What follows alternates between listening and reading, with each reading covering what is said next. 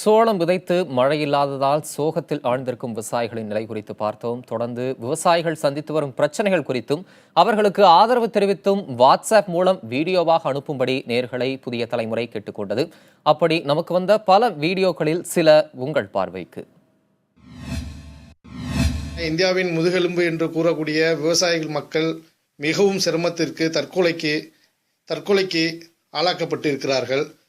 மேலும் அவர்களுக்கு நமது தமிழ்நாடு அரசு உரிய முறையில் இங்கு நடக்கும் உண்மை சம்பவங்களை அழகாக எடுத்து கூறி மத்திய அரசிடமிருந்து நிதியினை முழுமையாக பெற்று அனைத்து நிதிகளையும் தமிழ் விவசாயிகளுக்கு கொடுக்க வேண்டும் என்பது.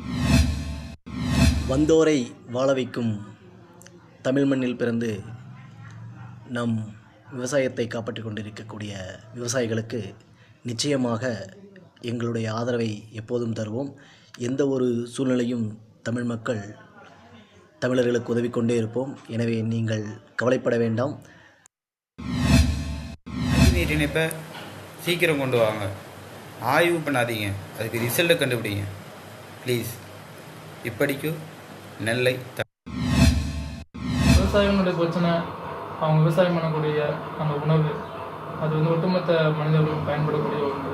அதனால் இந்த பிரச்சனையில் விவசாயிகளுக்கு நல்ல ஒரு தீர்வு, அவங்களுடைய வாழ்வாதாரம் மேம்படணும் அப்படின்னு சொல்லக்கூடிய உன்னத நோக்கத்தில் அவங்களுக்காக சமூகம் ஒருங்கிணைந்து உண்ணாவிரதம் இருந்தாலும் அந்த உண்ணாவிரதத்தில் ஒட்டுமொத்த மக்களும் பங்கேற்கணும்.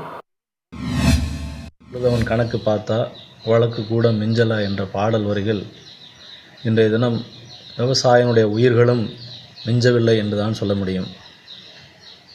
தினம் விவசாயம் உயிர்கள் பலியாகி கொண்டிருக்கிற இந்த வேளையில் பலியான குடும்பங்களுக்கு இழப்பீடு தொகையாக 5 லட்சம் வழங்கி அந்த குடும்பங்களை பாதுகாத்திட தமிழக அரசு நடவடிக்கை எடுக்க வேண்டும்.